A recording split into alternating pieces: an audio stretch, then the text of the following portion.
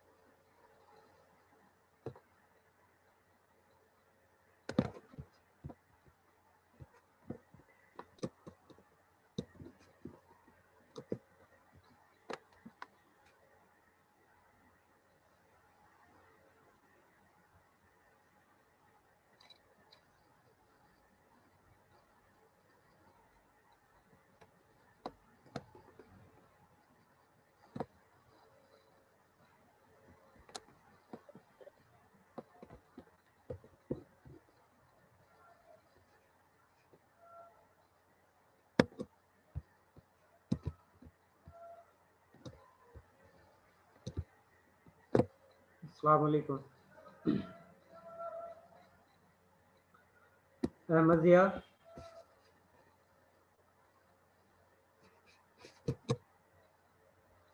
एमन Yasin, present sir. Alishba, present sir. Amna Javed, present sir. Anam Imtiaz, present sir. Ariha Aliyas, present sir. Arfa Abrar, Arfa Abrar,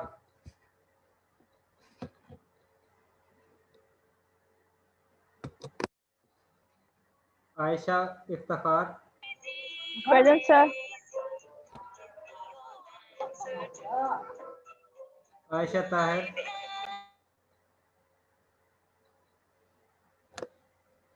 Ayesha Tahir, Ajalfa Faisal, present. Faraz Yaqub, present sir. Wosia Naureen, Wosia Naureen, present sir.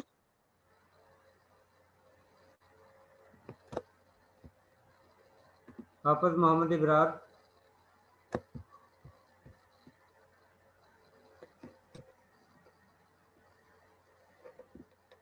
Hafiz Mohammad Ibrar,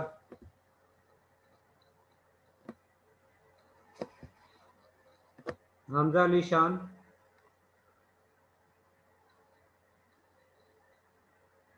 Hamza Ali Shan, Hamza Javed, Inayatullah, yes sir. Jahanzeb,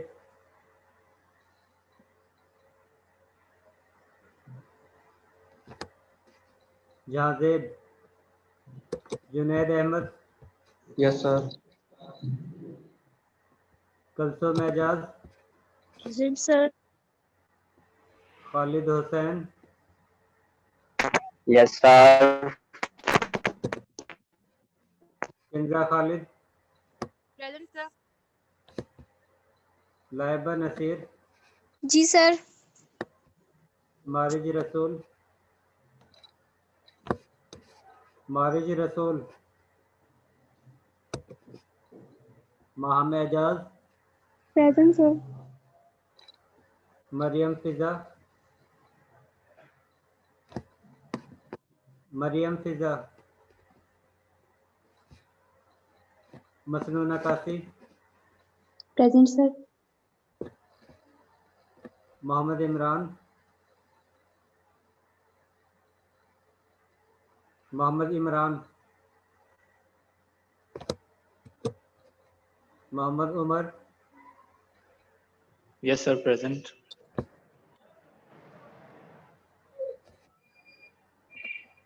Mohammad behzad Anwar, Present, sir. Mohammad behzad Anwar, Present, sir, present. Mohammad Haseeb, present sir. Sir last lecture में मैं present था, आपने absent लगाई हुई है. ये जो जिसने अटेंडेंस लगवाई थी और उसके फौरन बाद एब्सेंट हो गए थे, वो एब्सेंट ही थे क्लास में. सर मैंने पूरा लेक्चर लिया है सर आपका. लास्ट टाइम आखिर में मैंने अटेंडेंस लगवाई है, उसके बाद मैं एब्सेंट हुआ हूँ. हसीन इस तरह नहीं होगा. नहीं सर तो ऐसे मुझे सर नहीं सर ऐसे तो हसीन, नहीं ना. मेरे मैंने कौन मेरे मेरे पास पूरी वीडियो की रिकॉर्डिंग है, और जिस वक्त मैंने अटेंडेंस लगाई है 2 दफा, वो सर भी मेरे इमरान पास अहमद की रिकॉर्डिंग है. लगा दें सर. ठीक है सर. क्योंकि आप लोगों की मोस्टली क्लास 54 स्टूडेंट जो है अटेंडेंस के वक्त मौजूद होते हैं. जिस वक्त लेक्चर होता है उस वक्त सिर्फ 20 स्टूडेंट यहाँ पर मौजूद होते हैं. वो सर समटाइम्स डिस्कनेक्ट भी हो जाता है, तो वो कनेक्ट होता रहता है, डिस्कनेक्ट होता रहता है. अभी पड़ा समटाइम्स हुआ में हूँ. ये नहीं होता. पूरे क्लास के दौरान टोटल जो स्टूडेंट हैं वो सिर्फ 20 के 20 ही रहे हैं. चलें सर.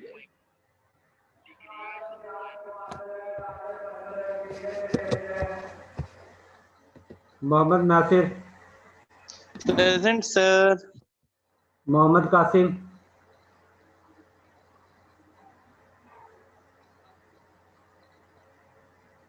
किंजा खालिद की हो गई है. Mohammad Qasim, Mohammad Shahzeb, Present sir. Sir, Aisha Tahir Sir. present. Mohammad Umar, Present, sir. Mohammad Umar Tufail, present sir. Mohammad Zubair, yes sir. Mohammad Juhaib, Present sir. Muneeba Usman, Present, sir. Musharraf Hussain, Yes, sir. Nida Nadeem, Present, sir. Rafia Kawal, Present. Rimsha Saeed, जी sir. Saad Amjad, Saad Amjad, Sadia Qayyum, Present, sir. Safa Idrees, Present, sir. Shahbaz Ahmed, yes sir. Shahzeb Zaman, Yes sir.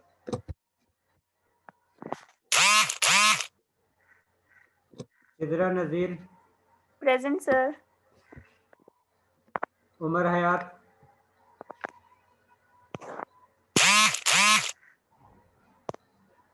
Umar हयात,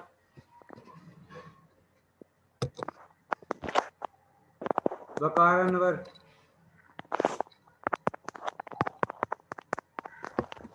Junaira Javed, Present, sir. Tara Farooq, Present, sir. Zarmeen Akmal. Present, sir. Sir, मारे लगा दें. Sir Imran Ahmad की mark कर दीजिएगा.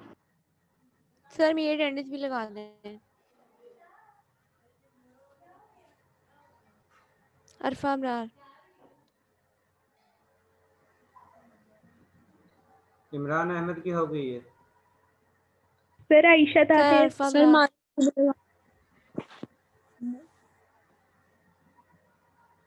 इमरान आपकी हो गई है। अरफा अबरार की भी सर लगा दी अरफा है। अबरार की। सर आयशा ताहिर भी।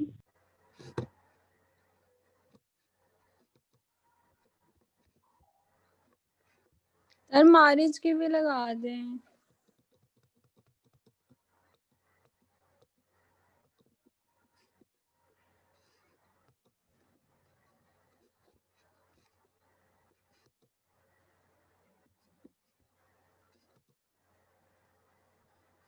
जी मोहम्मद इमरान।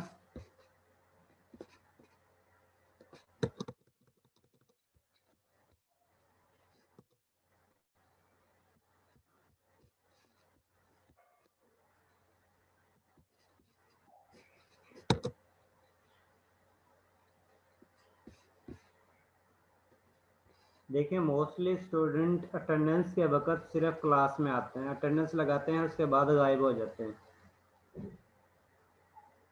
अगर अटेंडेंस लगवाते हो और आप लोग क्लास अटेंड नहीं करते, क्योंकि आप लोगों के अब डायरेक्ट ही मिड नहीं होने, फाइनल होने हैं।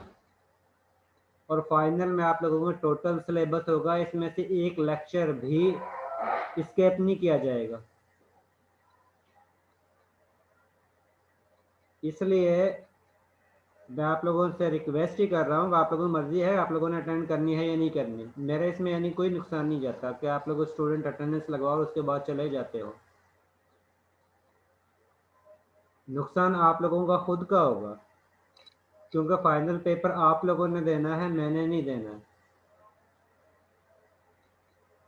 और फाइनल पेपर में सिर्फ वही पास होंगे जो यानी कि पढ़ेंगे, और जो नहीं पढ़ेंगे बस रट्टा टाइप या इस तरह का सिस्टम होगा तो वो बहुत मुश्किल है कि उनका सीजीपी अच्छा है।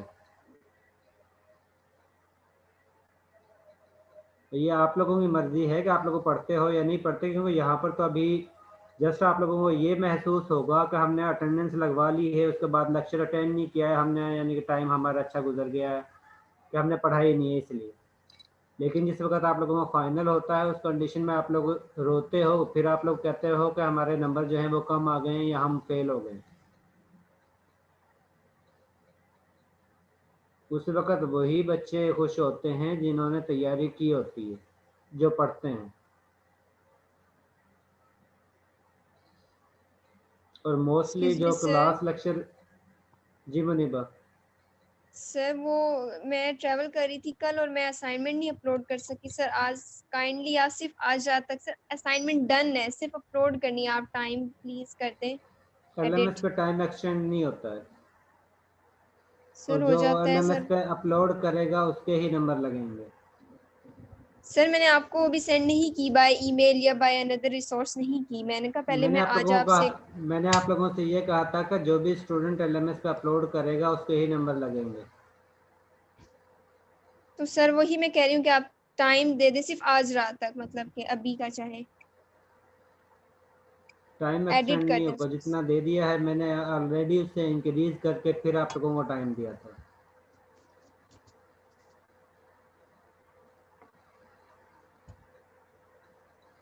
मैंने आप लोगों को ट्यूसडे तक का दिया था, लेकिन फिर मैंने इंक्रीज करके वेडनेसडे तक का कर दिया था। अब फिर भी आप लोग नहीं करते तो उसमें यानी कि मेरी कोई गलती नहीं है।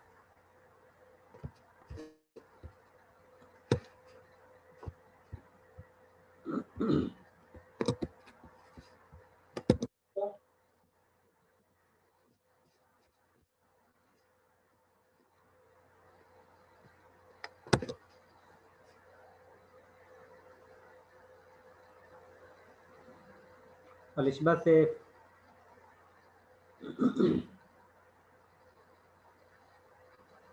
अलिशबा सेफ।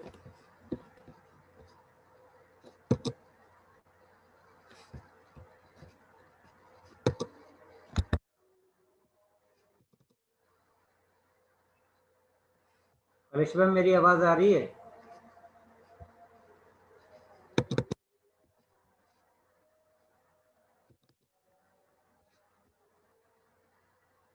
कृष्णा आपकी आवाज नहीं आ रही।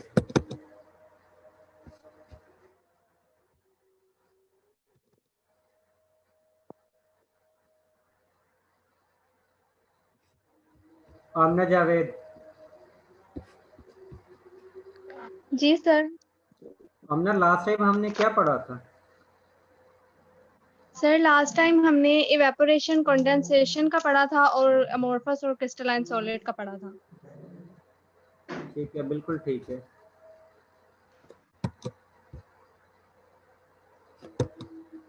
Behzad Anwar. Yes sir. Solid material की कितनी टाइप्स होती हैं? सर सॉलिड मटेरियल की 2 टाइप्स होती है, क्रिस्टलाइन सॉलिड होता है और एक अमॉर्फस सॉलिड होता है। क्रिस्टलाइन सॉलिड में रेगुलरली अरेंज्ड पार्टिकल्स होते हैं और अमॉर्फस सॉलिड में इरेगुलर अरेंज्ड पार्टिकल्स होते हैं। ठीक है, बिल्कुल ठीक है। इसके बाद कल्सुम एजाज। जी सर।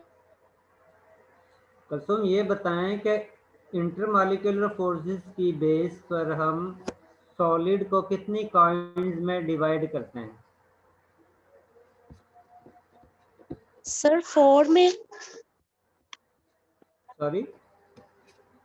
सर आपने क्रिस्टलाइन सॉलिड्स की 4 बताई थी, आयनिक solids, molecular solid, covalent network solids और मेटालिक सॉलिड्स। ठीक है, बिल्कुल ठीक है।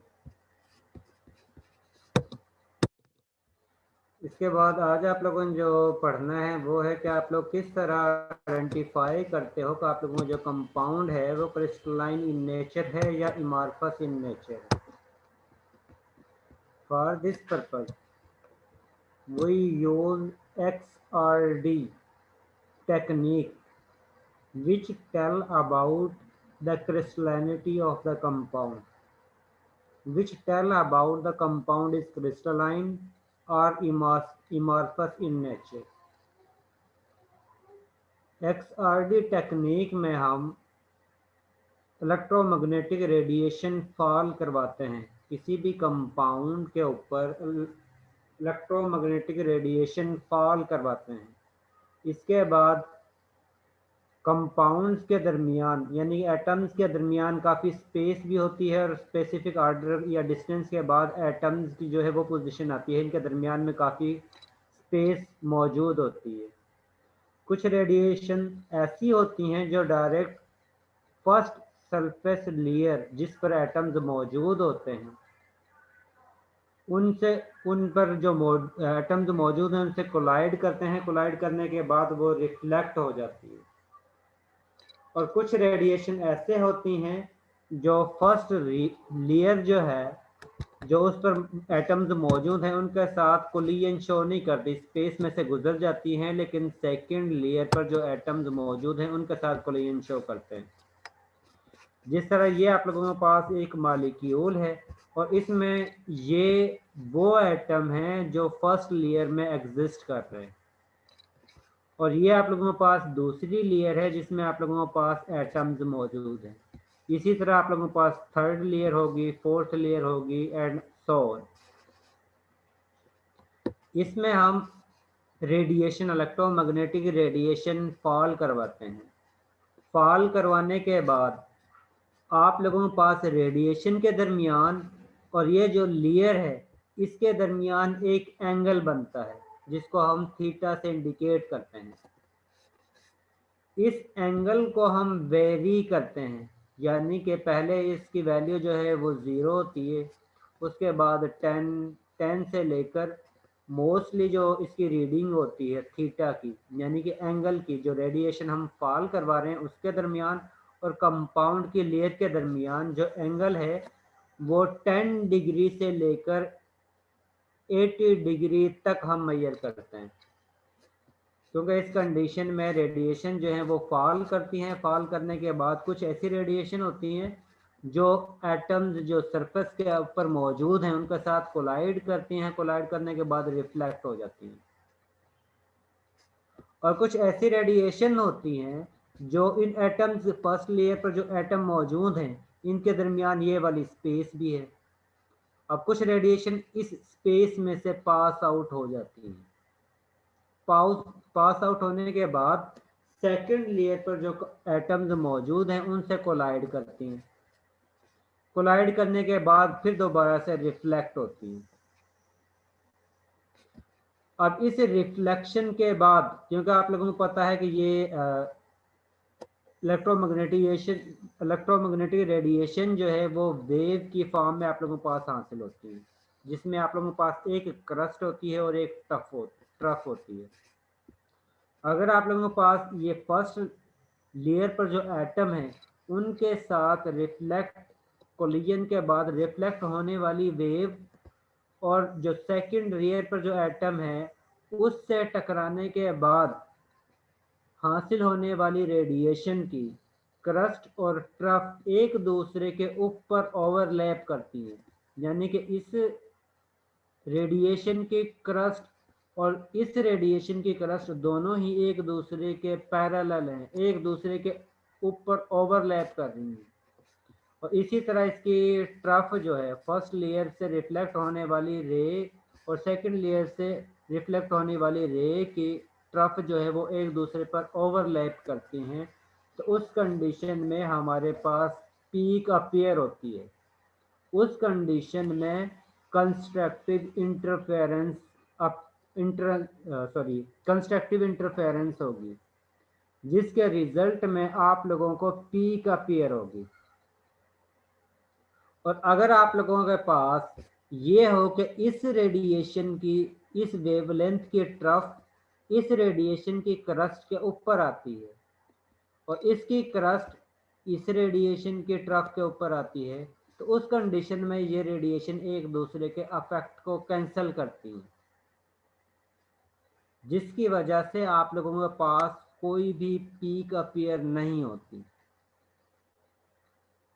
और इसको हम कहते हैं डिस्ट्रक्टिव इंटरफेरेंस।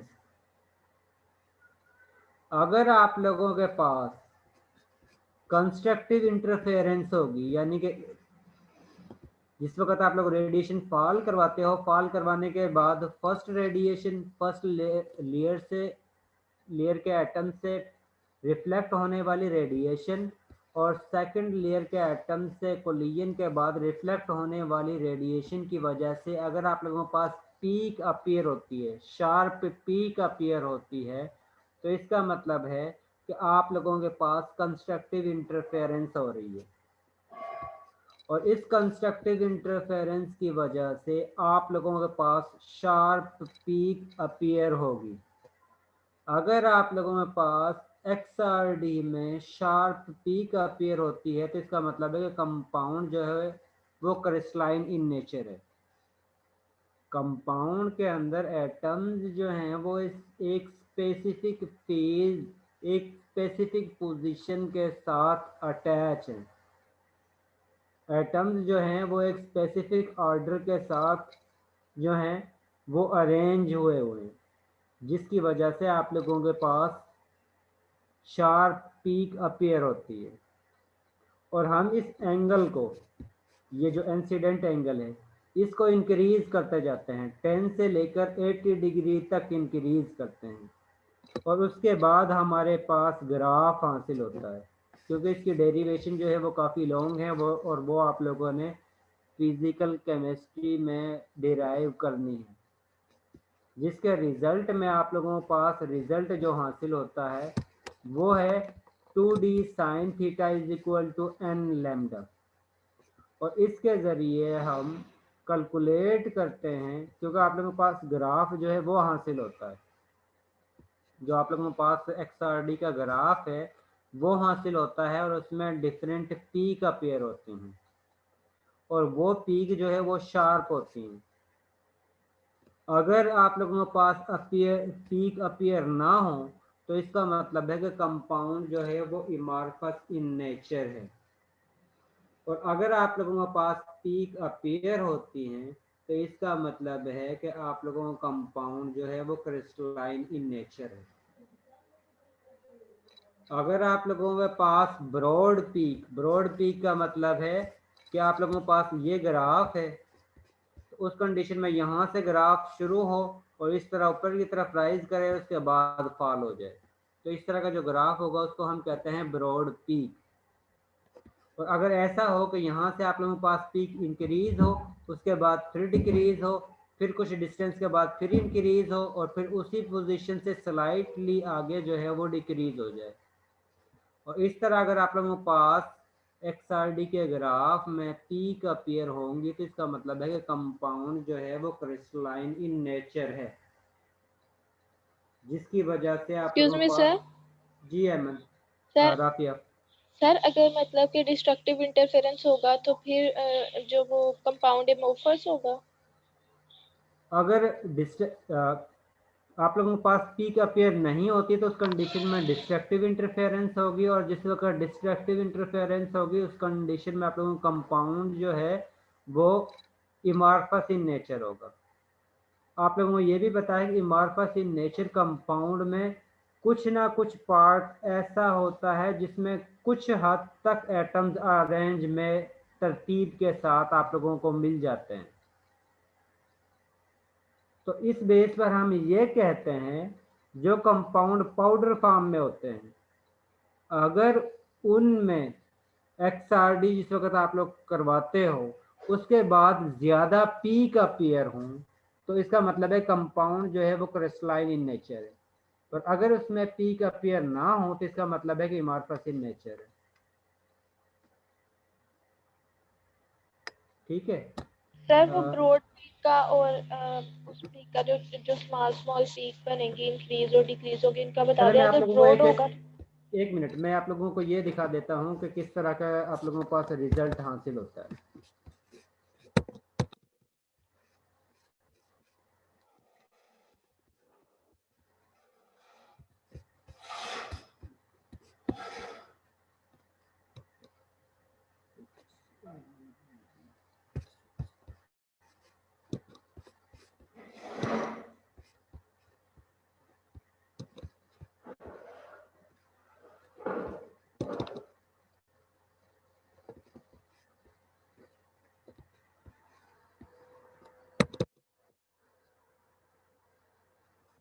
अब ये आप लोगों के पास XRD है, इस तरह का आप लोगों के पास ग्राफ अपीयर होता है।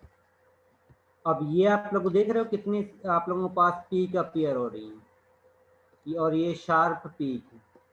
ये पीक जितनी ज़्यादा होंगी, इन पीक की क्वांटिटी जितनी ज़्यादा होगी, इसका मतलब है कंपाउंड जो है वो क्रिस्टलाइन इन नेचर ज़्यादा होगा। और अगर ये पीक जो है कम होंगी तो उस कंडीशन में आप लोगों के पास क्रिस्टलाइन इन नेचर कंपाउंड के अंदर कम होंगी। अब जिस तरह ये आप लोगों के पास XRD का ग्राफ है, इसमें सिर्फ सिंगल एक ही पीक है और वो काफ़ी ब्रॉड है। तो इसका मतलब है कि कंपाउंड जो है वो स्लाइटली क्रिस्टलाइन इन नेचर है। ठीक है, इसके बाद जो है इमार्फस इन नेचर शुरू हो गया, क्योंकि यहाँ पर आप लोगों के पास कोई भी पीक अपीयर नहीं हो रही, तो ये वो पोजीशन है जो डिस्ट्रक्टिव इंटरफेरेंस है।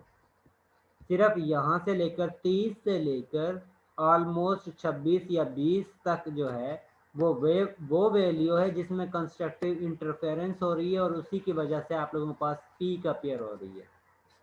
बाकी ये वाला रीजन जो है ये वो है जिसमें डिस्ट्रक्टिव इंटरफेरेंस हो रही है, जिसकी वजह से आप लोगों के पास कोई पीक अपीयर नहीं होती। अब जिस वक्त आप लोग इसको इससे कंपेयर करते हो तो इसमें सिर्फ एक ही पीक है, लेकिन इसके अंदर जिस वक्त देखते हैं तो आप लोगों के पास काफ़ी पीक अपीयर होती है। और वो वाले कंपाउंड पोडरल कंपाउंड जिसमें इस तरह की पीक जो है वो ज़्यादा अपीयर हों, तो इसका मतलब है कि कंपाउंड जो है वो क्रिस्टलाइन इन नेचर है। ये हमें ग्राफ से इंडिकेट होता है कि आप लोगों का कंपाउंड जो है वो क्रिस्टलाइन इन नेचर है, कम क्रिस्टलाइन इन नेचर है या ज़्यादा क्रिस्टलाइन इन नेचर है।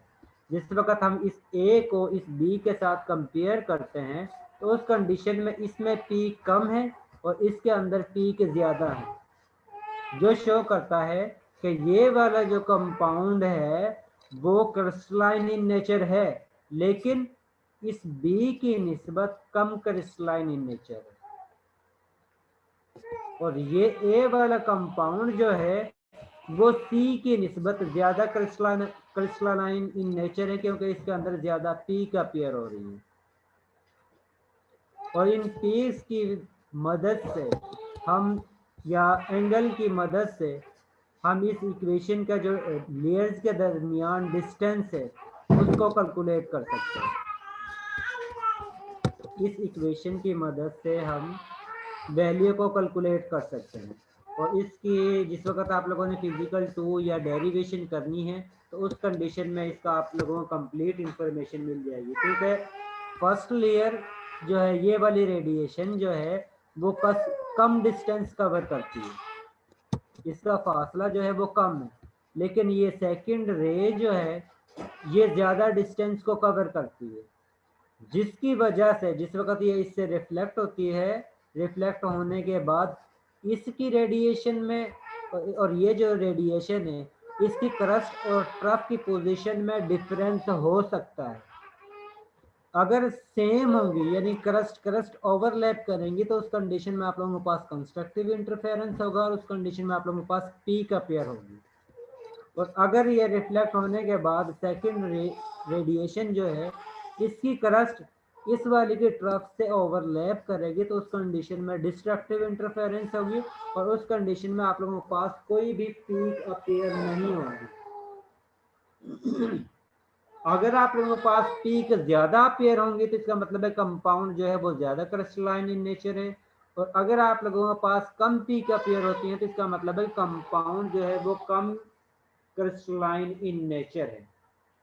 और ये हम XRD की बेस पर बता सकते हैं कि कंपाउंड के अंदर एटम जो है। सर जी सर, आप पाउडर की बात कर रहे थे ना, पाउडर कंपाउंड, तो इसका यहाँ पर पाउडर हम क्यों कह रहे हैं, सॉलिड नहीं कह सकते? तो इसकी अगर कोई पाउडर स्पेसिफिक कंपाउंड सॉलिड ही होते हैं, कंपाउंड सॉलिड नहीं होते पाउडर जो आप लोग यूज करते हो। ओके सर, मतलब मेरा मतलब है कि पाउडर अगर ना हो, मतलब कि वैसे हो कंपाउंड, तो नहीं, वो भी उसको भी हम इसी तरह करते हैं, उसका भी हम इसी तरह चेक करते हैं। असल में पाउडर का ये है, अगर जो क्रिस्टलाइन नेचर जिस तरह साल्ट है उसका तो हमें वैसे ही पता चल जाता है ये क्रिस्टलाइन इन नेचर है, उसका भी हम इस तरह XRD करवाते हैं तो उस कंडीशन में आप लोगों के पास पीक जो है वो ज़्यादा अपीयर होती है।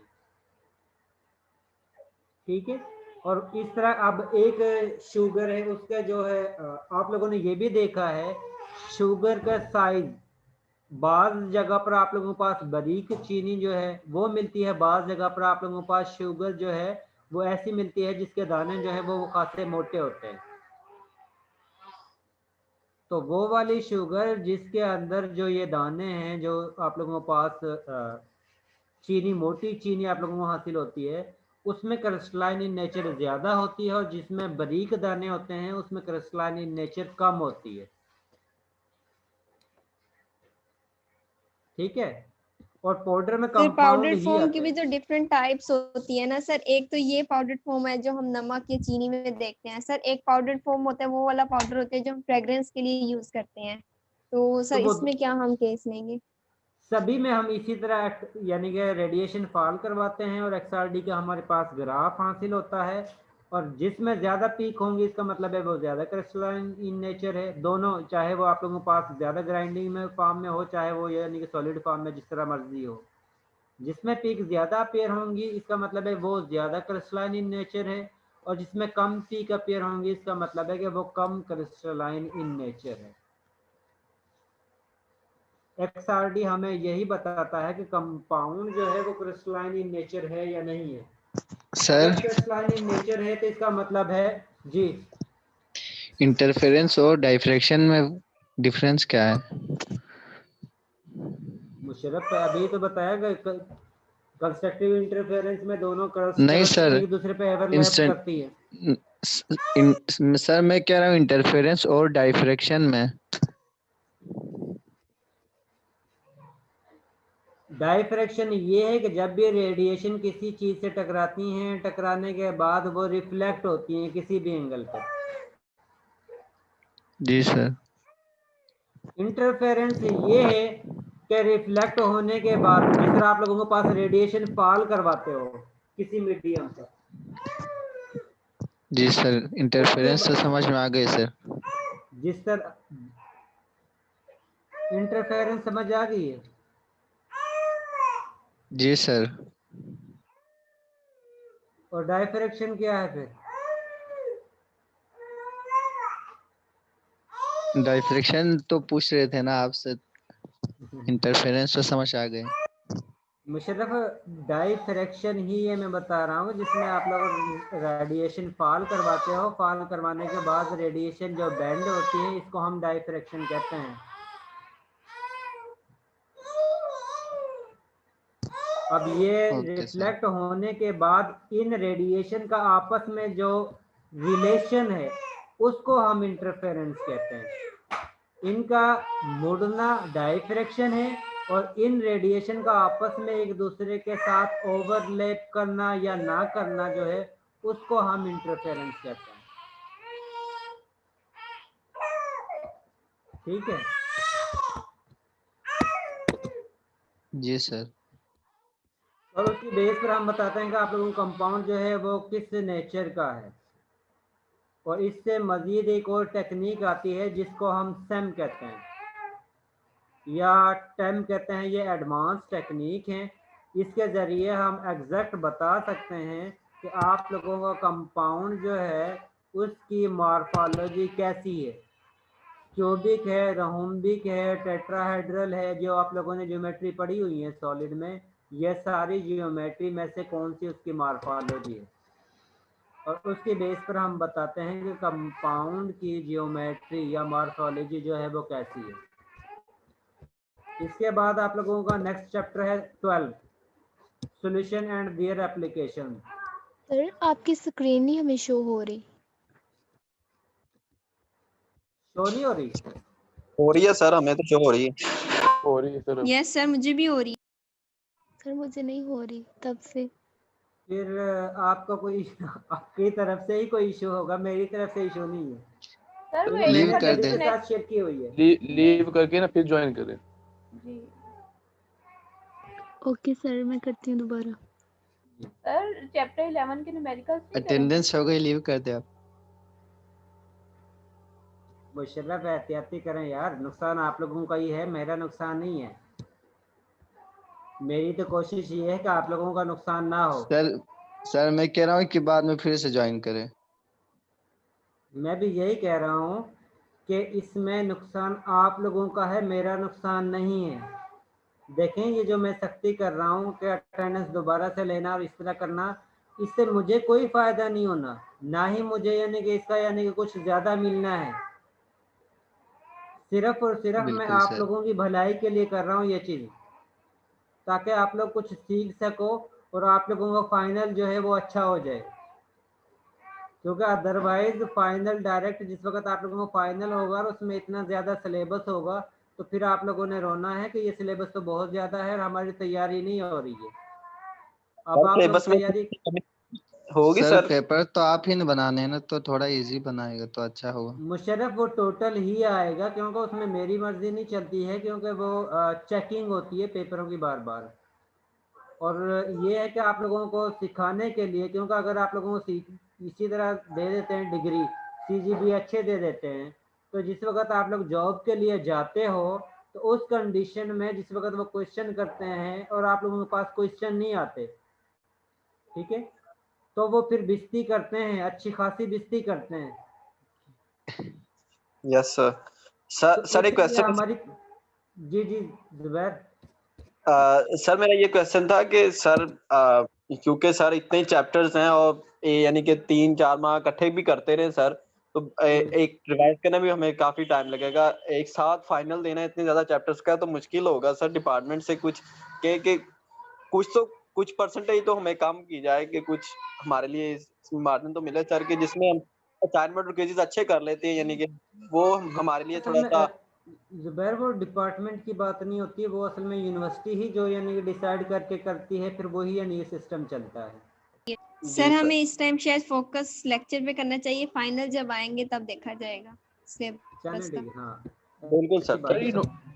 सर न्यूमेरिकल नहीं करवाने के फिर चैप्टर 11 के। सर चैप्टर उसमें 11 न्यूमेरिकल मोस्टली जो मैंने असाइनमेंट आप लोगों को दी है इंटरमॉलिक्यूलर फोर्सेस, उसकी बेस पर ही आप लोग सरफेस टेंशन के न्यूमेरिकल कर सकते हो, उसकी बेस पर ही आप लोग विस्कोसिटी के न्यूमेरिकल कर सकते हो, उसकी बेस पर ही आप लोग बता सकते हो कि किसका मेल्टिंग पॉइंट ज़्यादा है, किसका बॉइलिंग पॉइंट ज़्यादा है। मैंने वो जर्नल आप लोगों को एक असाइनमेंट दी है जिसकी बेस पर आप लोग इनके बारे में जितने भी पहले वाले टॉपिक थे टोटल को आप लोग कवर कर सकते हो। ठीक है, बाद वाले जो टाइप्स ऑफ सॉलिड और क्रिस्टलाइनिटी के बारे में, इमार्फस सॉलिड और क्रिस्टलाइन सॉलिड के बारे में इंफॉर्मेशन जो देना है उसके लिए मैं बाद में आप लोगों को कुछ क्वेश्चन लिखवाऊंगा जो आप लोगों ने खुद नहीं बताने हुए इसमें से कौन सा सॉलिड है, कौन सा आयनिक सॉलिड है, कौन सा मेटालिक सॉलिड है, और आप लोग उसकी आइडेंटिफाई कर सकते हो। Okay sir. क्योंकि उसमें इतने ज़्यादा न्यूमेरिकल नहीं है, उसमें मेन पॉइंट वही था इंटरमॉलिक्यूलर फोर्सेस का। क्योंकि अगर आप लोगों को ये पता चल जाता है कि इंटरमॉलिक्यूलर फोर्सेस वीक है या स्ट्रॉन्ग है तो उसकी बेस पर आप लोग बाकी फैक्टर को आसानी से एक्सप्लेन कर सकते हो। इसी वजह से मैंने आप लोगों को असाइनमेंट ऐसे दी थी कि ताकि आप लोगों का मैक्सिमम चैप्टर जो है उसमें कवर हो जाए। इसके बाद नेक्स्ट चैप्टर है solutions and their applications. Solution is a homogeneous mixture of solute and solvent. Homogeneous mixture of solute and solvent को हम solution कहते हैं। अब homogeneous mixture क्या होता है? आप लोगों के पास मिक्सचर जो है वो तो दो तरह का होता है, एक homogeneous mixture होता है, दूसरा heterogeneous होता है। homogeneous mixture ऐसा मिक्सचर होगा जिसमें हर पोजीशन पर कंपोजिशन जो है वो सेम होगी, और हेट्रोजेनियस मिक्सचर ऐसा होगा जिसमें हर पोजीशन पर कंपोजिशन एटम की सेम नहीं होगी। या ये भी कह सकते हो कि अगर आप लोगों के पास, जिस तरह आप लोग चाय बनाते हो, चाय का तो आप लोग क्योंकि सर्दियां हैं चाय काफ़ी पीते हो तो आप लोगों को शौक भी होता है मोस्टली स्टूडेंट को। तो चाय में आप लोग ये चेक करते हो कि चीनी जो है जिस वक्त ऐड करते हो तो आप लोगों ने कभी ये ऑब्जर्व किया है कि चीनी जो है या चाय जो है ऊपर से ज़्यादा मिठास उसमें ज़्यादा हो और नीचे से मिठास कम हो, इस तरह कभी ऑब्जर्व किया है? यस सर, अगर चीनी वो एंड पड़ेगी हो तो यस सर, ऑपोजिट हो तो कौन करता है? ये उस कंडीशन में होता है जिस वक्त आप लोगों के पास सोल्यूशन नहीं होता, यानी कि होमोजेनियस सोल्यूशन नहीं होगा तो उस कंडीशन में आप लोगों को इस तरह की ऑब्जर्वेशन होगी। अगर हेट्रोजीनियस होगा तो उस कंडीशन में आप लोगों को ये हो सकता है कि एक जगह पर आप लोगों के पास मिठास ज़्यादा हो और दूसरी जगह पर आप लोगों के पास मिठास कम हासिल हो। अगर आप लोगों के पास होमोजीनियस मिक्सचर होगा तो उस कंडीशन में ऊपर भी वही मिठास होगी चीनी के अंदर, नीचे भी जो मिठास है चीनी का, जो चाय का आप लोगों का जायका है वो नीचे भी उसी मिठास के साथ आप लोग ऑब्जर्व करोगे। अगर आप लोगों के पास हेट्रोजीनियस मिक्सचर होगा कि चीनी जो है नीचे ज़्यादा बैठी हुई है, कुछ डिजॉल्व हुई है, तो उस कंडीशन में आप लोगों के पास मिक्सचर जो है वो हेट्रोजीनियस मिक्सचर होगा और इसमें आप लोगों के पास कंपोजिशन चीनी की हर जगह पर एक जैसी नहीं होगी, जिसकी वजह से आप लोगों को अपर लेवल पर जो है कम मिठास या स्वीटनेस महसूस करते हो और लोअर लेवल पर ज़्यादा यूज करते हो। इसका मतलब है कि हेट्रोजीनियस और होमोजीनियस में ये फ़र्क है कि आप लोगों के पास होमोजीनियस में हर जगह पर कंपोजिशन जो है वो सॉल्यूट और सॉल्वेंट की एक जैसी ही होगी, चाहे वो ऊपर से चेक करें चाहे लोअर लेवल से चेक करें। लेकिन हेट्रोजीनियस में कंपोजिशन सॉल्यूट और सॉल्वेंट की सेम नहीं होगी और सॉल्यूशन जो है वो होमोजीनियस मिक्सचर होता है। होमोजीनियस मिक्सचर का मतलब है कि हर जगह पर आप लोगों की कंपोजिशन जो है सॉल्यूट और सॉल्वेंट की सेम होगी और वो स्पीशी, वो कंपोनेंट जो लार्ज अमाउंट में होगा उसको हम कहते हैं सॉल्वेंट और वो कंपोनेंट जो स्मॉल अमाउंट में होगा उसको हम कहेंगे सॉल्यूट। क्योंकि आप लोगों के पास सोल्यूशन में दो चीज़ें होती हैं, एक को हम सल्यूट कहते हैं, एक को सॉल्वेंट कहते हैं। जिसकी अमाउंट ज़्यादा होगी उसको हम सॉल्वेंट कहेंगे और जिसकी क्वांटिटी कम होगी उसको हम सल्यूट कहेंगे। अब सोल्यूशन जो है वो डिफरेंट काइंड के हो सकते हैं, क्योंकि आप लोग डिफरेंट चीज़ों को, डिफरेंट फेज की चीज़ों को मिक्स अप कर सकते हो, और जिस वक्त मिक्स अप करते हो तो उस कंडीशन में आप लोगों के पास सोल्यूशन बनता है। अब बाज़ ऐसे सोल्यूशन होते हैं जिसमें आप लोगों के पास सल्यूट जो है वो भी गैस फॉर्म में होता है और सॉल्वेंट जो है वो भी गैस फॉर्म में होता है, और बाज़ ऐसे आप लोगों के पास सोल्यूशन होते हैं जिसमें आप लोगों के पास गैस फॉर्म में सल्यूट होता है और लिक्विड फॉर्म में सॉल्वेंट होता है। दोनों का मिक्स अप करते हैं तो आप लोगों के पास सोल्यूशन बनते हैं। गैस टू गैस यानी ये गैस सल्यूट और गैस ही सॉल्वेंट हो तो उसकी एग्जांपल आप लोगों के पास एयर की है, क्योंकि एयर के अंदर आप लोगों के पास काफ़ी गैसेस जो हैं वो मिक्स अप हुई होती हैं, जिसमें आप लोगों के पास सॉल्वेंट जो है जिसकी लार्ज अमाउंट है वो भी आप लोगों के पास गैस फॉर्म में है और जिसकी स्मॉल अमाउंट है उसकी वो भी गैस फॉर्म में है। इसी तरह आप लोगों के पास कुछ ऐसे सोल्यूशन होते हैं जिसमें आप लोगों के पास सल्यूट जो है वो गैस फॉर्म में है और सॉल्वेंट जो है वो लिक्विड फॉर्म में है, और इसकी एग्जांपल जो है वो कार्बोनेटेड वाटर है, जिसमें कार्बन डाइऑक्साइड गैस को वाटर में डिजॉल्व किया होता है। जिस तरह आप लोगों के पास ये जो है बोतल्स होती हैं, जिसको आप लोग अगर कवर को उसको ओपन करते हैं तो फ़ौरन से कार्बन डाइऑक्साइड गैस की वजह से वो एस्केप करना शुरू कर देती है।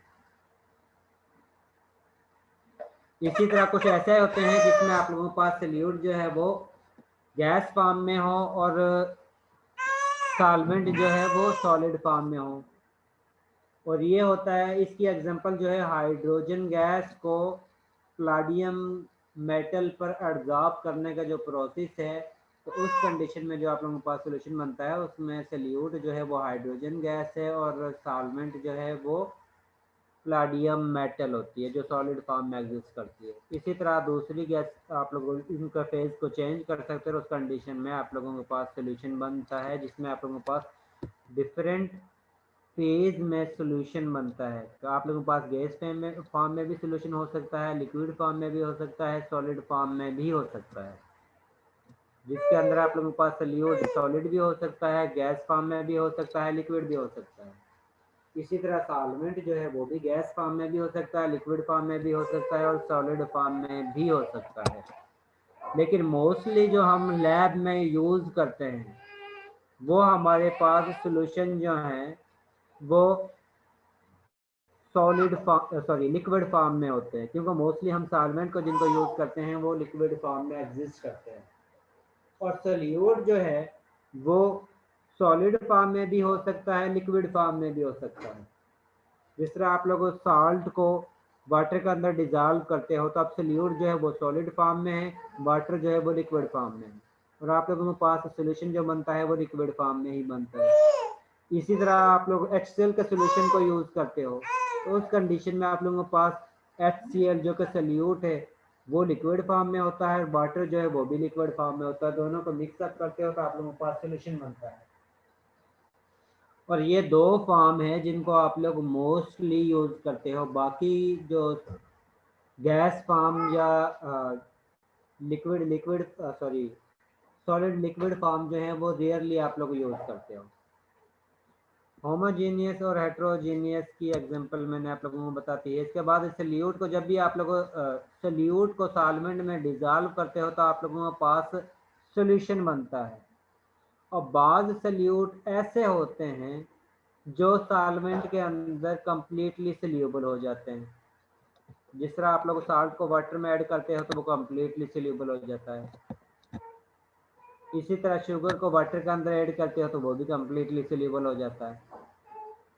अगर आप लोग वाटर के अंदर सैंड को ऐड करते हो तो वो सल्यूबल नहीं होता है, लेकिन सैंड भी जो है सल्यूट है और वाटर आप लोगों के पास सॉल्वेंट है।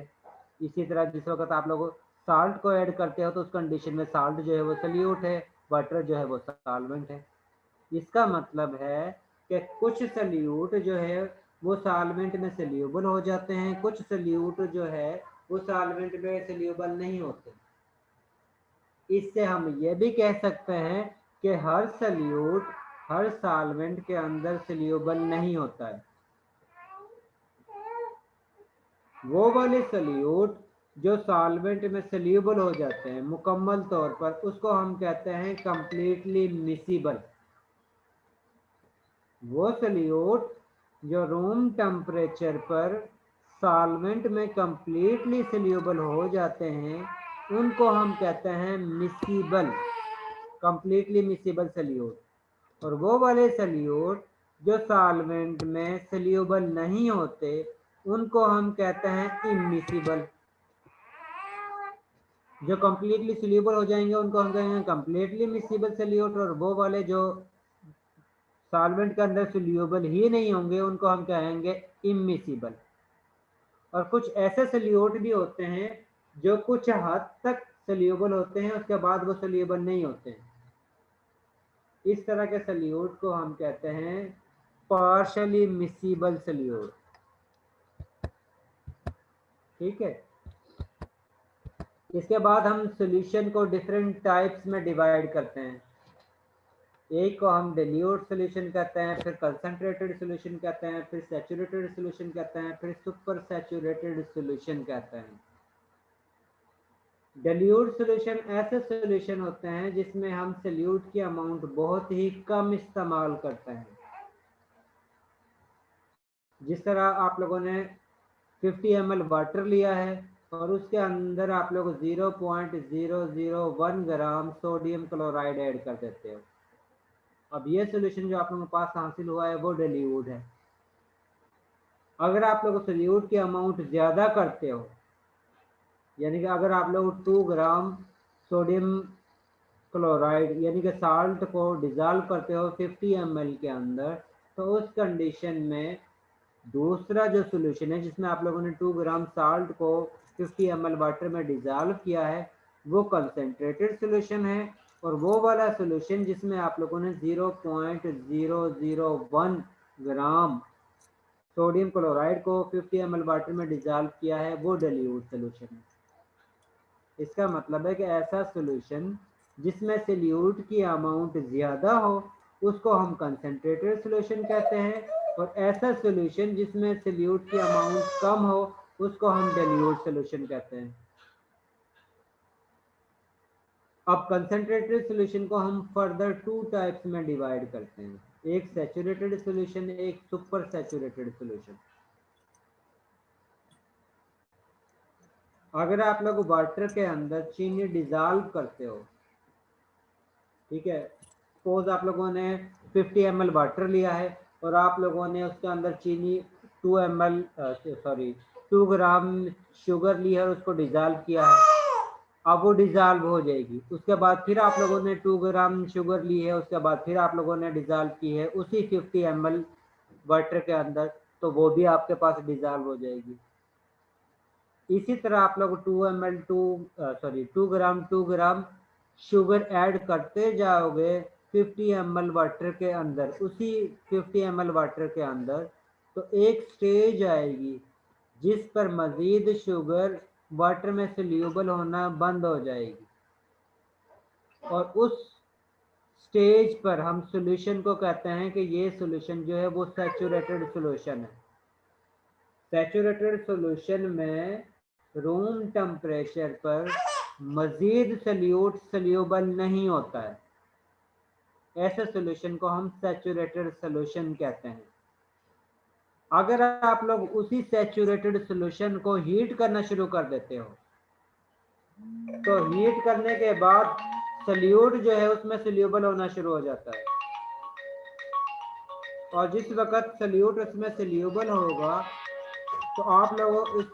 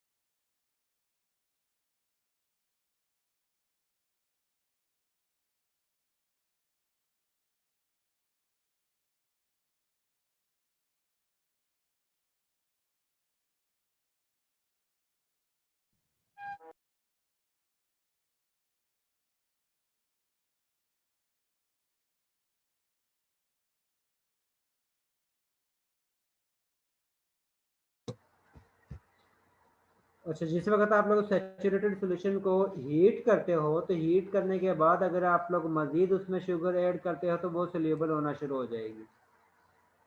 लेकिन हीटिंग पर भी मज़ीद आप लोग ऐड करते जाते हो, शुगर को ऐड करते जाते हो तो एक स्टेज आती है जिस पर मज़ीद शुगर जो है वो सोल्यूबल होना बंद हो जाती है, और उस कंडीशन को हम कहते हैं सुपर सैचुरेटेड सॉल्यूशन, जिसमें हीटिंग के बाद भी मज़ीद सल्यूट डिज़ॉल्व होना बंद हो जाता है, उसको हम कहते हैं सुपर सैचुरेटेड सॉल्यूशन। इसके बाद सॉल्यूशन के अंदर सल्यूट के जो पार्टिकल हैं उनका डिफरेंट साइज होता है, और उस साइज की बेस पर हम सॉल्यूशन को डिफरेंट टाइप्स में डिवाइड करते हैं। एक को हम कहते हैं ट्रू सॉल्यूशन, और ट्रू सॉल्यूशन ऐसे सॉल्यूशन होते हैं जिसके अंदर सल्यूट के पार्टिकल का साइज जो है वो लेस देन 2 नैनोमीटर होता है। इस तरह के सॉल्यूशन को हम कहते हैं ट्रू सॉल्यूशन। और ऐसे सॉल्यूशन जिसमें पार्टिकल का साइज जो है वो 2 नैनोमीटर से 500 नैनोमीटर तक होता है, जिसमें पार्टिकल का डायामीटर जो है वो 2 नैनोमीटर से लेकर 500 नैनोमीटर तक होता है, तो उसको हम कहते हैं कोलाइडल सॉल्यूशन।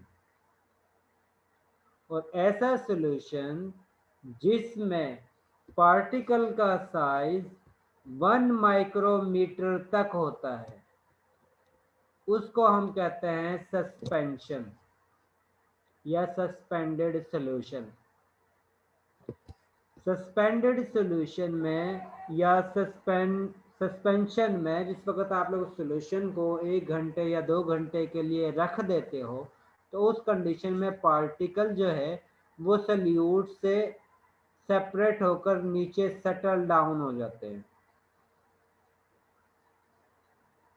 जिस तरह अगर आप लोग वाटर के अंदर मिट्टी को ऐड करते हो, ऐड करने के बाद स्टीयरिंग करते हो, तो उस कंडीशन में तो वो उसमें हर जगह पर सल्यूट की अमाउंट जो है वो तो डिस्पर्स हो जाएगी, यानी कि हर जगह पर एक जैसी कंपोजिशन हो जाएगी।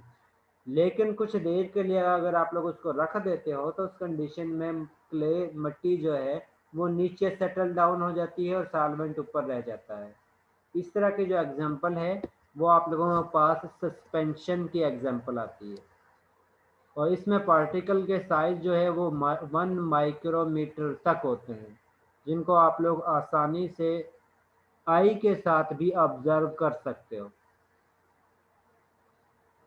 और कोलाइडल सॉल्यूशन ऐसे सॉल्यूशन होते हैं जिसमें पार्टिकल का साइज जो है वो 2 नैनोमीटर से 500 नैनोमीटर तक होता है।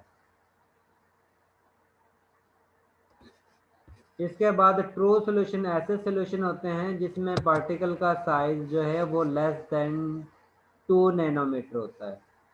और ट्रू सॉल्यूशन के अंदर से आप लोग यानी कि देख सकते हो, आसानी से किसी चीज़ को देख सकते हो कि आप लोगों के पास बीकर है, अगर आप लोग उस बीकर को अपनी आई के सामने रखते हो तो बीकर के थ्रू आप लोगों के अपोजिट डायरेक्शन में जो भी चीज़ रखी होगी उसको आप लोग देख सकते हो। लेकिन कोलाइडल सॉल्यूशन में या सस्पेंडेड सॉल्यूशन में आप लोग इस तरह देख नहीं सकते, क्योंकि इसमें पार्टिकल का साइज ज़्यादा होता है। और इसके साथ इसकी एग्जांपल दी हुई है कि ट्रू सॉल्यूशन आप लोगों के पास एयर का होता है, वाइन, गैसोलीन, साल्ट वाटर जो है ये आप लोगों के पास ट्रू सॉल्यूशन की एग्जांपल है, जिसमें आप लोगों के पास कोई भी पार्टिकल जो है वो नज़र नहीं आता है, और ना ही जिस वक्त आप लोग सॉल्यूशन को रख देते हो तो उस कंडीशन में भी पार्टिकल जो है वो नीचे सेटल डाउन नहीं होते हैं। और इसके साथ जिस वक्त आप लोग लाइट फॉल करवाते हो तो उस कंडीशन में लाइट जो है वो स्कैटर नहीं होती है, किसी भी एंगल पर रिफ्लेक्ट नहीं होती है। यह आप लोगों के पास ट्रू सॉल्यूशन की आइडेंटिफिकेशन है। और अगर आप लोगों के पास कोलाइडल सॉल्यूशन होगा तो उस कंडीशन में पार्टिकल का साइज 2 नैनोमीटर से लेकर 500 नैनोमीटर तक होगा। और इस कंडीशन में आप लोग अगर उसमें लाइट पास करवाते हो, लाइट फ्लो करवाते हो, तो उस कंडीशन में लाइट जो है वो स्कैटर करेगी। रो सॉल्यूशन में स्कैटर नहीं करती, लेकिन कोलाइडल सॉल्यूशन के अंदर स्कैटरिंग करती है। इसके साथ अगर आप लोग इस सॉल्यूशन को यानी कि कई दिन तक या महीनों तक रख देते हैं, तो उस कंडीशन में भी कोलाइडल सॉल्यूशन के अंदर पार्टिकल जो है वो नीचे सेटल डाउन नहीं होते हैं। लेकिन जिस वक्त आप लोग सस्पेंडेड सॉल्यूशन की बात करते हो, तो उस कंडीशन में अगर आप लोग उसको 1 घंटे या 2 घंटे या कुछ टाइम के लिए रख देते हो, तो उस कंडीशन में पार्टिकल जो है वो नीचे सेटल डाउन हो जाते हैं। और इसकी ये एग्जांपल है कि अगर आप लोग ये जो मिट्टी होता है, गारा होता है, उसको अगर आप लोग वाटर के अंदर डिजॉल्व करते हो और उसके बाद आप लोग मिक्सअप करने के बाद आप लोग कुछ घंटे के लिए रख देते हो, तो क्ले जो है वो नीचे सेटल डाउन हो जाती है। इसके साथ आप लोग आइडेंटिफाई कर सकते हो कि आप लोगों के पास जो सॉल्यूशन है, ट्रू सॉल्यूशन, कोलाइडल सॉल्यूशन और सस्पेंडेड सॉल्यूशन जो है, कि उसको आप लोग किस तरह डिफरेंशिएट कर सकते हो। आप लोग कैरेक्टराइजेशन की बेस पर, ट्रू सॉल्यूशन की प्रॉपर्टी की बेस पर, कोलाइडल सॉल्यूशन की प्रॉपर्टी की बेस पर और सस्पेंशन की प्रॉपर्टी की बेस पर कंपैरिजन करते हो, और उसके रिजल्ट में आप लोग चेक करते हो कि आप लोगों का सॉल्यूशन जो है वो ट्रू सॉल्यूशन है या कोलाइडल सॉल्यूशन है और या सस्पेंडेड सॉल्यूशन है। और उसके बाद आप लोग बताते हो कि आप लोगों का सॉल्यूशन जो है इन तीनों टाइप्स में से कौन सा सॉल्यूशन है।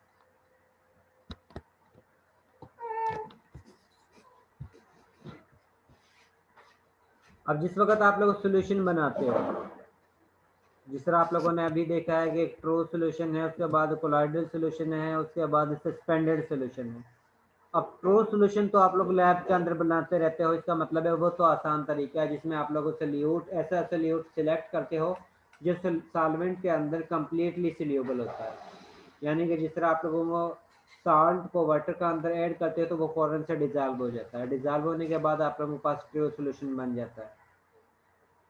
अब इसके बाद है कोलाइडल सॉल्यूशन, कि अब आप लोग कोलाइडल सॉल्यूशन को किस तरह बनाते हैं। अब कोलाइडल सॉल्यूशन को बनाने के डिफरेंट मेथड हैं। एक को हम कहते हैं सोल जेल मेथड, एक को हम कहते हैं एरोसोल मेथड, और एक को हम कहते हैं इमल्शन मेथड। ये तीन मेथड ऐसे हैं, ये तीन तरीके ऐसे हैं जिनके ज़रिए आप लोग कोलाइडल सॉल्यूशन बनाते हो।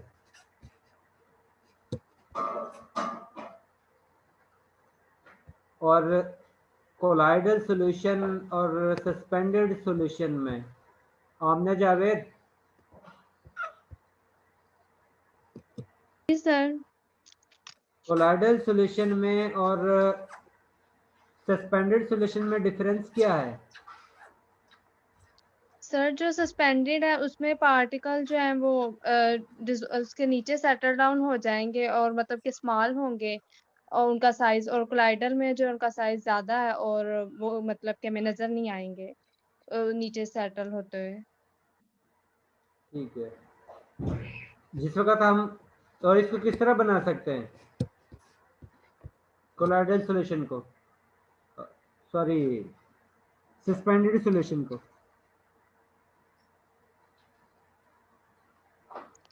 सर आप ये कह रहे हैं कि इसके अंदर हम साल्ट को डिसॉल्व करेंगे तो उसके कुछ पार्टिकल्स हमें नीचे नजर आएंगे। मैंने आप लोगों को एक ट्रू सॉल्यूशन का बताया है किस तरह बनाते हैं, एक सस्पेंडेड सॉल्यूशन का बताया है।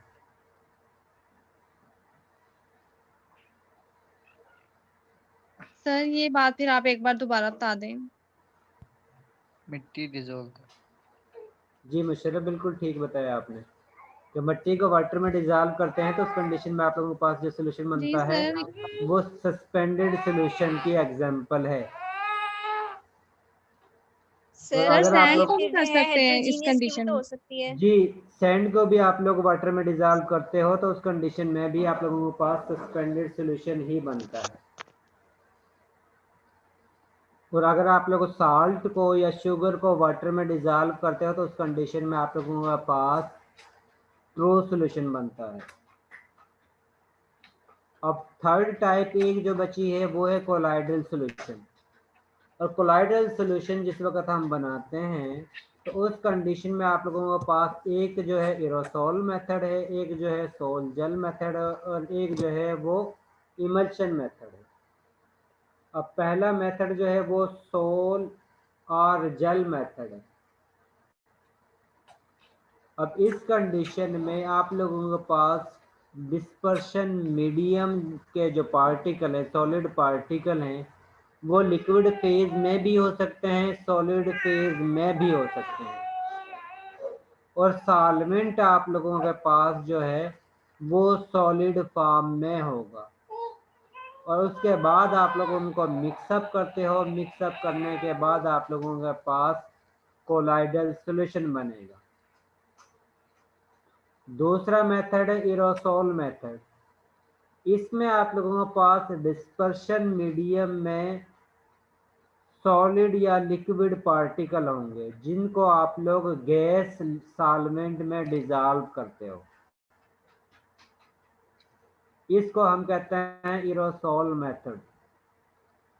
थर्ड मेथड है इमल्शन मेथड, जिसमें हमारे पास डिस्पर्शन मीडियम जो है वो लिक्विड फेज में होता है और दूसरा सॉल्वेंट जो है वो भी लिक्विड फेज के अंदर ही होता है, लेकिन दोनों एक दूसरे के अंदर इमिसिबल होते हैं। और इसके रिजल्ट में भी हमारे पास कोलाइडल सॉल्यूशन बनता है।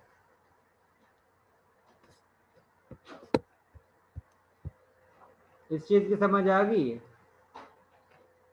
Yes sir. सर एक क्वेश्चन है जी सर। आपने कहा है कि अगर हम मिट्टी को पानी में डिसॉल्व करते हैं तो ये एक सस्पेंशन सॉल्यूशन है सर, इसको हम हेट्रोजीनियस भी तो कह सकते हैं। जितने भी सॉल्यूशन हैं वो सारे हेट्रोजीनियस ही हैं। हेट्रोजीनियस का मतलब है मोस्टली कि उनका फेज डिफरेंट है, यानी कि सॉल्यूट का फेज डिफरेंट है, सॉल्वेंट का फेज डिफरेंट है। होमोजीनियस और हेट्रोजीनियस मिक्सचर, यानी कि होमोजीनियस मिक्सचर, हेट्रोजीनियस मिक्सचर, ये चीज़ डिफरेंट है। सॉल्यूशन भी मिक्सचर है और जो ये कोलाइडल सॉल्यूशन है ये भी मिक्सचर है। जितने भी आप लोग सॉल्यूशन बना रहे हो वो सारे मिक्सचर ही है, क्योंकि मिक्सचर दो या दो से ज़्यादा चीज़ों को आपस में मिक्स अप करने का नाम होता है। Okay sir. ठीक और है। सर एक दफा सुपर सैचुरेटेड को भी एक दफा बता देना। सुपर सैचुरेटेड ऐसा सॉल्यूशन होता है जिसमें आप लोग हीटिंग के बाद मजीद सॉल्यूट को ऐड नहीं कर सकते। ऐसा सॉल्यूशन जिसमें आप लोग हीटिंग के बावजूद भी मजीद सॉल्यूट डिसॉल्व ना कर सको, ऐसे सॉल्यूशन को सुपर सैचुरेटेड सॉल्यूशन कहते हैं। और ऐसा ओके सॉल्यूशन सर। जिसमें आप लोग रूम टेम्परेचर पर, यानी कि हीटिंग नहीं कर रहे, वैसे ही सॉल्यूशन बनाया हुआ है, रूम टेम्परेचर पर मजीद सॉल्यूट को डिसॉल्व ना कर सको, उसको हम सैचुरेटेड सॉल्यूशन कहते हैं। और हीटिंग के बाद अगर आप लोग मजीद सॉल्यूट ऐड ना कर सको तो उसको हम सुपर सैचुरेटेड सॉल्यूशन कहते हैं। यहाँ तक अगर किसी ने कुछ पूछना है तो वो पूछ सकता है।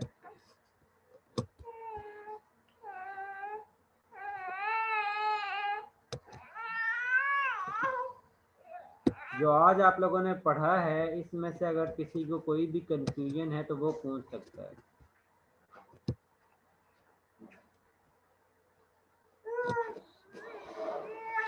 तो कोई ऐसा स्टूडेंट हो जिसने बाद में क्लास को ज्वाइन किया हो तो वो भी बता सकता है ताकि उसकी attendance. Sir Mohammad Qasim.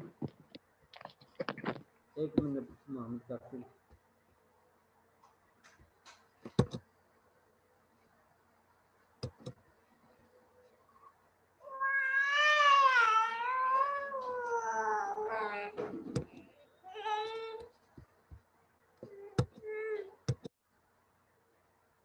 Sir ये बच्चे के रोने की आवाज आ रही है सर। घर में बच्चे रोते ही हैं और क्या करते हैं? नहीं सर ये आपके बेटे हैं सर? ये मेरी बेटी है और खेल रही है। क्या नाम है सर इनका? अभी तक कंफर्म नहीं हो रहा है इसका नाम क्या रखना है। नाम अभी तक नहीं डिसाइड किया सर? नहीं सर, सर अगर आप इसका हमसे मशवरा लेना महरोज चाहें रख तो दें हम सर। हाजिर हैं। महरोज सर। महरोज रखें? नहीं यस सर, सर दुआ एम ठीक है। सर जो महरोज नाम है ना वो बहुत ही मतलब कम है नाम ना। जी वो सर एक होगा कि स्पेसिफिक हो जाएगा ना, वो नहीं चलें होता फिर कि मैं हर जगह। नासिर फिर मैं यही कहता हूँ आप लोग सारे पहले तलाश कर लें कि जिनका जो भी यानी कि अच्छा नाम लगता है वो ग्रुप में शेयर कर दें। अगर मुझे वो अच्छा लगेगा फिर मैं वही नाम रख दूंगा। ठीक है? चलिए ठीक है सर। यस सर, ये कर ले। और एक काम ये करें कि आप लोग सारे क्लास फेलो जो है एक ग्रुप बना लें ताकि अगर कोई भी इशू होता है, आप लोगों को लेक्चर नहीं मिलते या कोई भी इशू होता है ताकि उस पर हम कम्युनिकेट कर सकें। सर वो सर बना हुआ बनाया है। हुआ है। तो उसमें सर मुझे भी इनरोल कर दें। Okay sir sir. ओके जी सर। सर ये मैंने एक रिक्वेस्ट है कि मुझे ना सुबह लैब के लिए लिंक नहीं आया, मैंने मेल भी की थी आपको। क्या नाम है? हाफिज अबरार। हाफिज अबरार। एक मिनट में अभी अटेंडेंस को निकाल लेता हूँ यार, क्योंकि मेरे पास अटेंडेंस है और उस अटेंडेंस के मुताबिक ही मैंने जिनका भी स्टूडेंट का मेरे पास नाम है। हाफिज अबरार आपकी तो अटेंडेंस हुई है? नहीं हुई।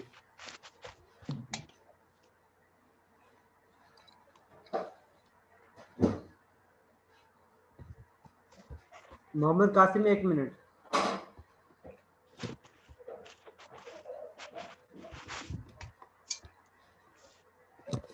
इसके अलावा कोई और स्टूडेंट है जिसकी अटेंडेंस नहीं हुई?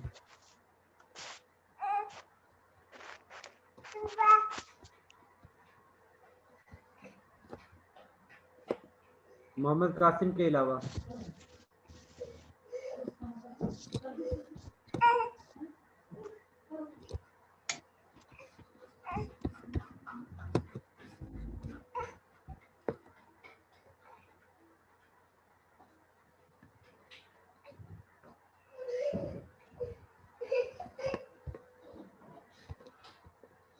तो एक ग्रुप बना लें क्योंकि उसमें ही आप लोगों को जो भी लैब का लिंक आता है तो आप लोगों ने उसी ग्रुप पे साथ में शेयर भी कर देना है ताकि वो वाले स्टूडेंट अगर किसी को लिंक नहीं जाता ताकि वो रिसीव कर सकें। सर तो आप लोगों ने ये बड़ा किया है कि आप सर लोग जी कोई किसी लैब में चला गया, कोई किसी लैब में चला गया है और पता ही नहीं चल रहा अभी। सर सर जिनको जी जो जिनको व्हाट्सएप में हमारा इनरोल इस नहीं है और सेक्शन का जिनको ग्रुप मेल है भी नहीं उसमें आती आपको लिंक की, इनरोल वो कर क्या दूं, करेंगे? उसमें आपको ऐड जी गौसिया? सर जो ऑलरेडी हमारी क्लास का हमारे सेक्शन का ग्रुप है सेक्शन N1 का, उसमें आपको अभी ऐड कर दूं? जी हाँ, उसमें मुझे ऐड कर दें। Okay sir sir. कुछ बच्चे ऐसे भी हैं जिनके पास मोबाइल नहीं है तो वो व्हाट्सएप से मतलब कम्युनिकेट नहीं कर सकते, तो उनको मेल भी नहीं आता। नहीं, ऐसा कोई स्टूडेंट नहीं है जिसको यानी कि मेल ना आता हो या ऐसा यानी कि वो ना होता हो जिसने सर अपनी मुझे PC2 लैब का मेल नहीं आता, मैंने आपको मेल किया भी था कि मुझे वो लिंक भेज दे, लेकिन वो जो नहीं है आया। आप किस लैब में हो? सर मैं जुम्मे को 2 बजे। जुम्मे के 2 बजे? सर मुझे पार्शियली इमिसिबल सॉल्यूशन की कोई एग्जांपल बता दें।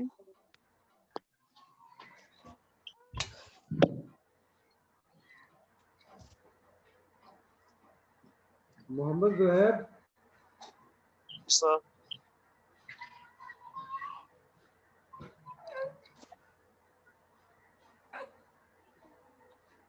सर जी बता दें मुझे। एक मिनट, सिर्फ एक मिनट। मोहम्मद ज़ुहैब, मेरे पास आपका नाम नहीं लिखा हुआ। सर मेरी बात सुने, मैं आया था इससे पहले भी ना, तो मैं थोड़ा लेट इनरोल जुम्मे हुआ की था। लैब में? सर जी मैंने आया था, आपने कहा था आप जुम्मे की लैब लिख दिया करिए, तो मैं आपका नाम लिख दूंगा क्योंकि मेरा किसी भी और लैब में नाम नहीं था।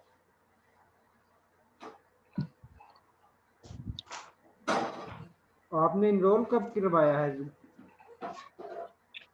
सर वो आपने कहा था मैं खुद ही इनरोल कर लूंगा।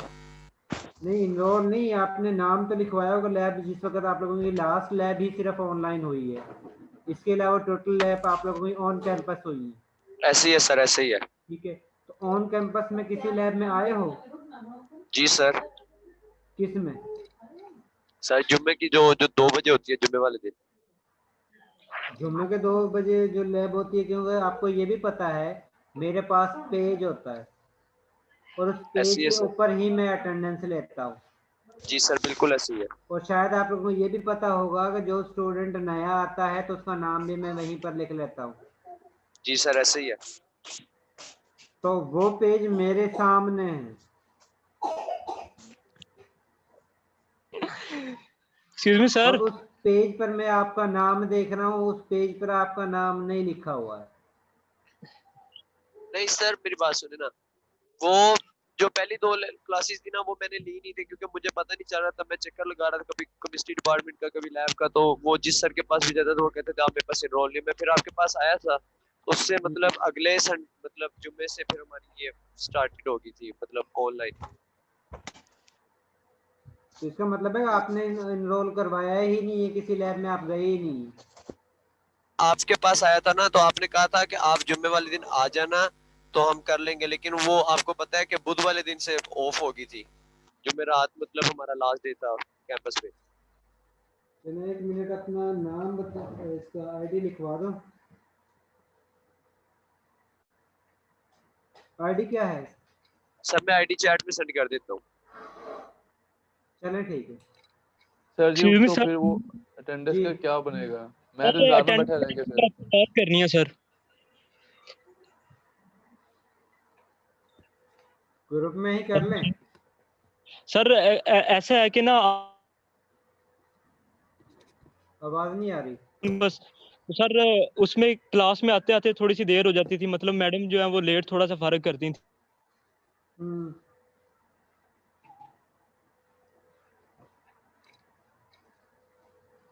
क्लास में आते हमें तो 4 छुट्टियां तो सर वहाँ पे पहले मार्क करते हैं और उसके बाद आप लेक्चर देते हैं, तो उसके बाद जी जी। यार तुम्हारी आवाज बहुत कट रही है।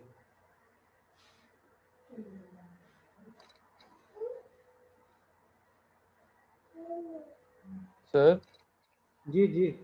सर तो मैंने मीन्स कि आज तो मैं लैब के लिए बैठा रह गया और उनकी लैब नहीं होगी, मुझे लिंक नहीं आया, तो मीन्स कि फिर इसका कोई हल है? हल तो उसका भी नहीं है जो आप लोगों ने पहले लैब नहीं ली है। सर मेरी तकरीबन सारी ली हुई हैं सर मैंने।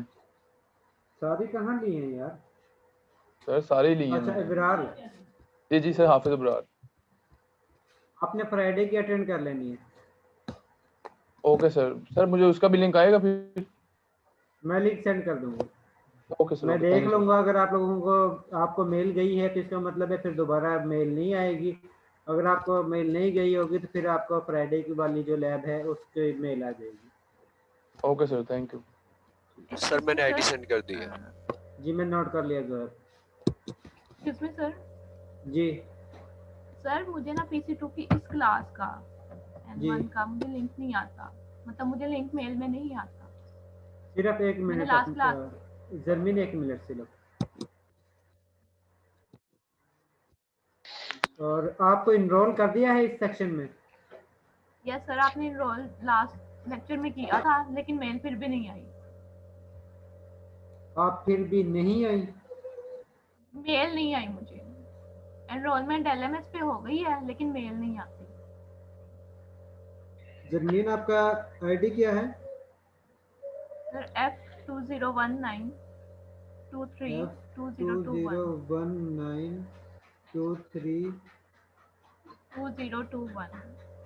2021 yes sir.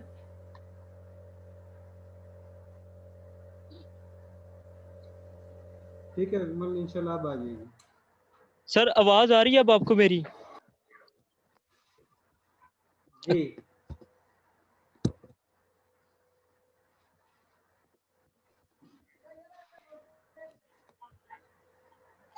Excuse me sir, आवाज आ रही है आपको मेरी?